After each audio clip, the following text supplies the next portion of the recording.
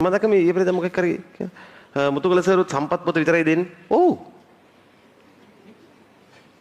මම රාමායනේ දෙන්නේ දීට මම දැක්කේ මොකක් හරි එකක් කියලා තියෙනවා කොහෙද මන් දන්නේ. මුතු මම නෙමෙයි හැමෝම දෙන්න ඕන මොන පොතද? සම්පත් පොත තමයි. අද පේපර් එක බලන්නකෝ.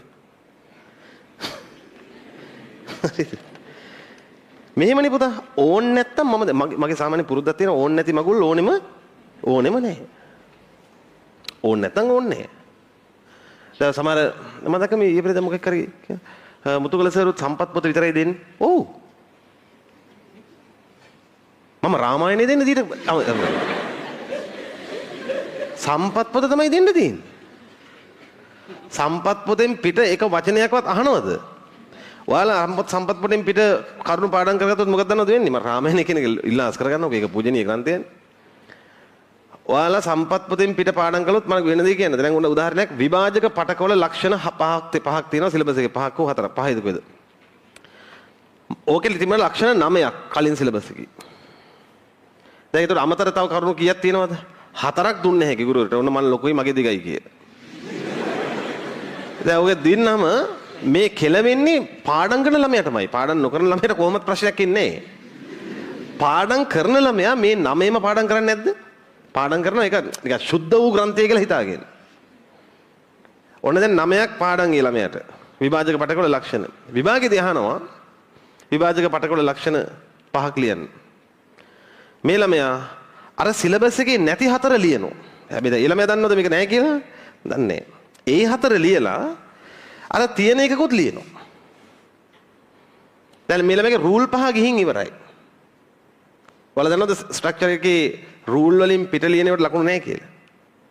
ලකුණු නැහැ. ඒ දෙන ස්පේස් එකෙන් පිට මොනවා හරි ලියලා තියෙනවනේ ලකුණු නැහැ. කියන්නේ වචනයක් දෙකක් පැන්න කියලා ඒ අකුරු කපන්නේ. ඒ රූල ඒක ඔකියුපයි කරන්නේ නැතුව එළියෙන් නම් තියෙන්නේ ලකුණු දෙන්නේ නැහැ. ඒකත් පැත්තකින් දෙන්න මේ ළමයා රූල් 5 ලියලා තියෙනවා. නැති 4කුයි තියෙන එකකුයි. ලකුණු කීයක් හම්බෙනවද? 1යි. දැන් මේ වැරදිලා මේ කෙලවුනේ පාඩම් නැති ළමයටද පාඩම් තිබ්බ ළමයටද? ඕන්නම තමයි බයෝ වලට කෙලවෙන්නේ. මේ එක එක පිස්සු විකාර හින්දා. එහෙනම් ඔය ගොන් වැඩේ කරන්න හොඳ නැහැ ජීවිතේට. ඒක එක. දෙවෙනි එක මම කියනවා බය නැතුව මගේ නෝට් එක පාඩම් කරන්න. ඒතකොට සර් සම්පත් පොතම නම් දෙන්නේ සර්ගේ නෝට් එක බලන්න කියන්නේ. ඒක තේරුම් ගන්න පුළුවන් සම්පත් පොතක් ළඟින් තියලා. ඒක තේරුම් ගත්තකේ සම්පත් පොත ළඟින් තියලා බලන්න ඇරේන්ජ්මන්ට් එක. කරුණු පෙළ ගැසලා තියෙන විදිය, අනුමාත්‍රිකා කඩලා තියෙන විදිය, සම්පත් පොතේ එක ගොඩේ තියෙන ගොම ගොඩ වගේ තියෙන එක මම අරගෙන අනුමාත්‍රිකා කඩලා පිළිවෙලට විධාරණය කරලා තියෙනවා. තේරුණාද? ඒකයි මං කියන්නේ මගේ පොත ගන්න කියලා. නැතුව මේ වෙන මේ කාට හරි නිකන් මෙහෙම හිතනවනම් සම්පත් පොත තමයි මම බලන්නේ. කමක් නැහැ ඉතින්. මෙහෙම අල්ලන්න තියෙන නාහේ කොහෙන්ද? මෙහින් ඇල්ලුවා වගේ වැඩක්.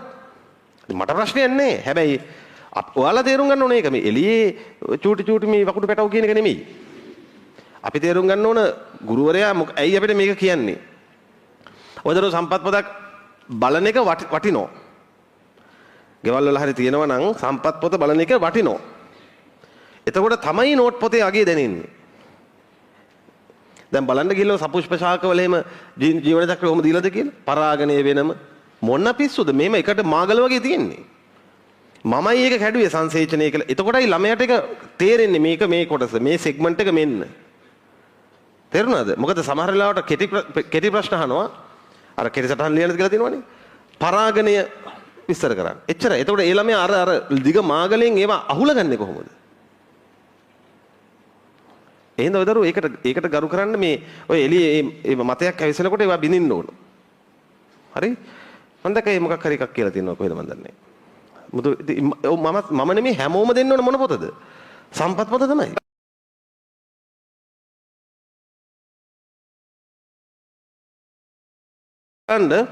අනිවාර්යෙන් කෙලවෙනවා.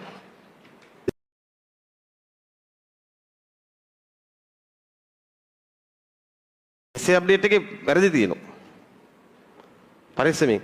හරි ඔය ටික කියන්න ඕන. දැන් සිංහල නම් ඇයි? ඒක බලමු අපි පේපර් එකේදී. සිංහල නම් මතක තියාගමු.